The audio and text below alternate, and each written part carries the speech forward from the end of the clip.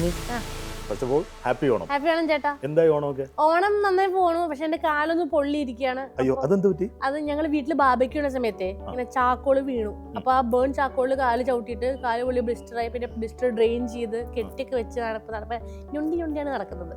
വല്ലപ്പോഴും ഒക്കെ ഒന്ന് താഴേക്ക് നോക്കണ്ടേ? ഞാൻ നോക്കിയിട്ടാണ് നടന്നത്, പക്ഷെ അറിയാണ്ട് പറ്റിപ്പോയി. ഏത് പോലീസുകാരുടെ അബദ്ധം പറ്റില്ലേ? എന്നിട്ട് ഈ ചാർക്കോളിന്റെ അടുത്ത് എങ്ങനെയാണ് പ്രതികരിച്ചത്? തിരിച്ചു ഞാൻ ഒന്നും പ്രതികരിച്ചില്ല, അടുത്ത് കളഞ്ഞു. ആരും പ്രതികരിച്ചില്ല. ഞാൻ വേഗം ഡോക്ടറെ അടുത്ത് പോയി, കാഷ്വാലിറ്റി പോയി. സീരിയസ് ആയിട്ടുള്ള ഇത്തിരി പൊള്ളൽ കൂടില്ല, ആന്റിബയോട്ടിക്സ് ഒക്കെ എടുക്കണം, ടോപ്പിക്കലി പറ്റണം.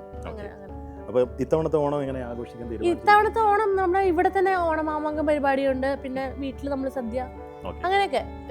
പിന്നെ കുറെ ഓണം ഉണ്ടല്ലോ, അങ്ങനെ എല്ലാ ഓണമായിട്ട് പോകുന്നു. ഓക്കെ, ഇനി ഇതിൽ നിന്നൊക്കെ എൻറ്റയർലി ഡിഫറെന്റ് ആയിട്ടുള്ള ഒരു കാര്യം ഞാൻ ചോദിക്കാം. കാരണം എന്റെ മീഡിയ റോൾ എന്നാണ് ആ ചാനലിന്റെ പേര്, ഓൺലൈൻ മീഡിയ. അപ്പൊ അതിനകത്തൊരു സെഗ്മെന്റ് ഉണ്ട്, ഒറ്റ ഒരു ചോദ്യം ചോദിക്കും. കുഴപ്പിക്കുന്ന ഒരു ചോദ്യം ഞാൻ ചോദിക്കില്ല.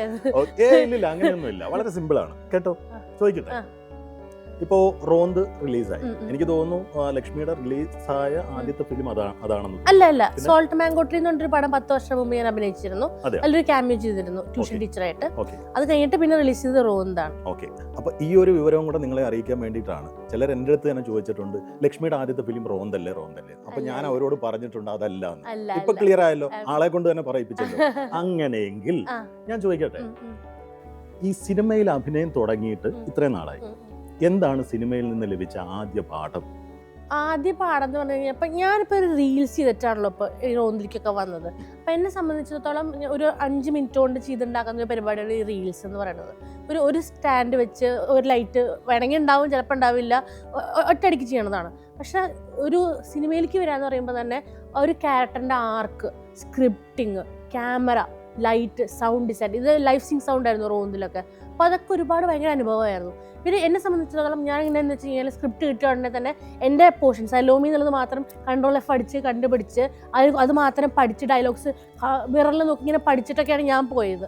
പക്ഷെ അവിടെ ചെന്നപ്പോഴാണ് എനിക്ക് മനസ്സിലായത്, ഫസ്റ്റ് തന്നെ ഷായിച്ചേട്ടൻ എനിക്കൊരു സീൻ കാണിച്ചു വെച്ചത്. അതായത് ദിലീഷേട്ടൻ റോഷനോട് പറയുന്ന ഒരു സീനുണ്ട്, എൻ്റെ ഭാര്യയെക്കുറിച്ച് ഇങ്ങനെ പറയുന്നുണ്ട്. ആ സീനാണ് എനിക്ക് കാണിച്ചു തന്നെ.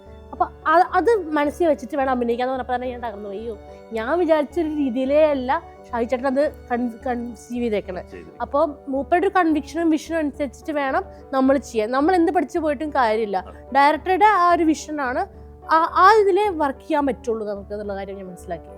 അതെ, താങ്ക് യു ചേട്ടാ, താങ്ക് യു.